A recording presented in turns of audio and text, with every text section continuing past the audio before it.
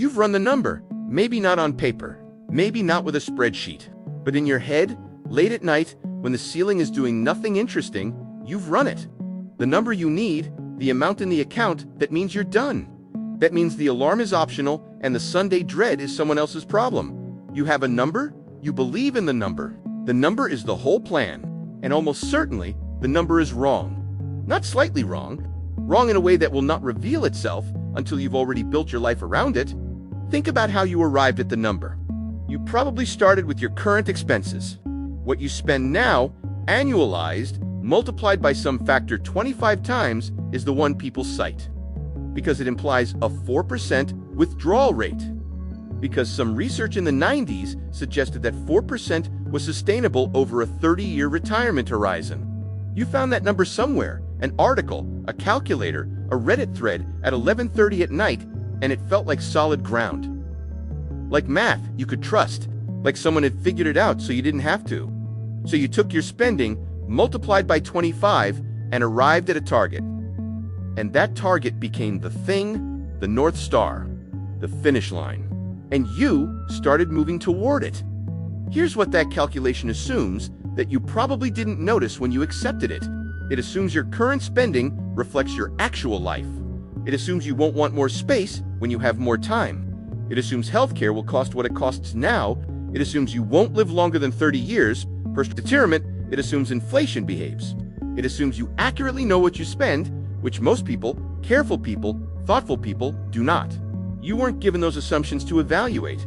You were handed a formula. Nobody told you to read the footnotes. Here's the first layer of pain, and it's one most people in the financial independence community won't say out loud. The number people calculate is almost always their current life. Not their freed life. Their current life, minus commuting costs, minus work lunches, minus the wardrobe maintenance, minus the subtle but real expenses of performing a professional identity 5 days a week. And that subtraction feels like it should make the number smaller, so people shave it down. They estimate they'll spend less retired than employed, which on the surface makes sense. You won't need the work clothes, the transit pass, the coffees grabbed on the way in. But what they don't account for is what time does to spending. When you have 40 hours a week back, you fill them. Not wastefully, not carelessly, but you fill them. Travel, you were too tired to plan. Home renovations, you kept deferring. Dinners that run longer because you can sleep in. Hobbies that have equipment and membership fees, and the cost of actually pursuing the thing you said you'd do someday. Time, unconstrained, expands into experiences. Experiences cost money, and the budget you've built on your current life, exhausted, overcommitted, too busy to actually spend fully, will not hold when you have the thing you've been building toward. The number was calculated on the wrong life, and there's something darker underneath this.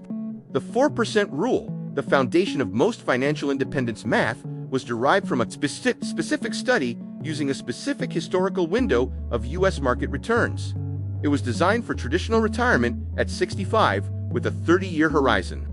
It was not designed for someone retiring at 42 with a potential 50-year horizon. It was not designed for non-U.S. markets. It was not designed for the sequence of returns risk that hits disproportionately hard in the first decade after you stop earning. Sequence of returns, that phrase matters more than almost anything else in this conversation. And most people, building toward a number, have never heard it explained in plain language. Here is the plain language version. It doesn't just matter what your portfolio returns on average, it matters enormously what it returns in the specific years after you start withdrawing. A portfolio that averages 7% but drops 40% in year 2 of your retirement is profoundly different from a portfolio that drops 40% in year 20. Because in year 2, you're selling shares at the bottom to cover your expenses. Those shares never recover for you. You sold them. The recovery happens in the account, but it happens with fewer shares. And the math of withdrawal from a declining portfolio is not symmetric with the math of contributions into a growing one. This is the thing that turns a number that looked right into a number that runs out. You were too busy calculating the target to calculate the risk embedded in the timing. Let me tell you about a man named Paul. Paul did everything right. By 41, he had $860,000 in index funds, a paid-off car, and a very clear number, 1.1 million, which by his calculation gave him a 4% withdrawal rate of $44,000 a year, comfortably above his current spending of $38,000. Paul retired at 43, 2 years ahead of schedule, because the market ran well and he hit the number faster than expected. The first year was perfect. The second year, the market dropped 31%. Paul's portfolio was now worth roughly $650,000. He withdrew $44,000 to cover expenses because that was the plan. Because what else do? You can't unretire on a Tuesday because the market is down. Now he had just over $600,000. The market recovered over the next 3 years, but Paul had been withdrawing the whole time. He was withdrawing from a smaller base, selling at reduced prices. And the compound math that had built his wealth was now working against him in the withdrawal phase. Paul went back to work at 47, not because he failed to save, because the number was right and the timing was wrong, and nobody had walked him through what that combination actually does to a portfolio over time. The number looked like the whole answer. It was only half the question. But here's what nobody tells you about the way most people think about financial independence. And this is where everything you thought you knew about the number starts to break. The 4% rule, the 25 times multiplier, the target, all of it was built around a model of money as a static resource that you accumulate and then consume. You fill the bucket, you stop filling it. You drink from it at a controlled rate until you die. That model has a fundamental flaw. It treats your post-work years as financially passive, as a phase where you only take out and never put in. But the people who actually sustain long early retirements almost universally generate some income. Not necessarily from a job, not necessarily from anything that looks like work in the conventional sense, but from something consulting, writing, a small business, rental income, part-time engagement with something they're good at, not because their number failed. Because the healthiest relationship with money is one where it flows both ways, even in small amounts. And because complete financial passivity turns out to be psychologically unsustainable for most people over decades, the number people calculate assumes total cessation. Total cessation turns out to be both financially riskier and personally harder than the model acknowledges. This is why the people who actually retire early and stay retired almost never relied on the number alone. They built flexibility, they built optionality, they built a life where some income was possible without being required, which is, when you look at it directly, a profoundly different design than accumulate a number and stop. Here's the first principle that changes how you have to think about this. The number is not a destination. It is a threshold, and crossing it too confidently, without a margin for what you don't know, is one of the most expensive errors a careful person can make. Most people who have done the math on financial independence have calculated a single number with a single set of assumptions. They have not stress tested it. They have not run the version where healthcare costs double, which it has a documented history of doing. They have not run the version where they lived to 94, which is now a statistically serious possibility for someone in good health at 40. They have not run the version where inflation runs at 5% for a decade, which has happened within living memory. The people who actually arrive at financial independence and stay there don't calculate a number, they calculate a range. They identify the number at which they're viable under normal conditions. And then they identify the number at which they're viable under bad conditions. And they think carefully about the gap between those two figures before they make irreversible decisions. The difference between those two numbers is your margin of safety, and treating the lower number as the target, which is what most people do. Because it's the smaller number, and therefore closer, is the choice that creates Paul. The second principle is one that most financial content will not say directly. Your spending is not stable, and pretending it is will cost you. Life stage spending is real. The expenses you have at 34 are structurally different from the expenses you will have at 52. Children, if you have, or plan to have them, are not a line item. They are a decade-long financial event that changes the entire structure of your spending. Health, which is currently abstract, becomes concrete at some point. And the concrete version is expensive in ways the abstract version isn't.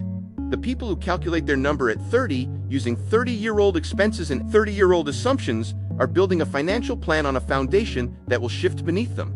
Not because they were careless, because they locked in variables that were never fixed. What if instead of calculating the number for your current life, you calculated the number for every version of your life you can actually envision, the version with the health complication, the version with the adult child who needs help, the version where the market has a lost decade the way Japan did, the version where the tax treatment of retirement accounts changes because governments have done that before and you built toward the number that survives the most versions.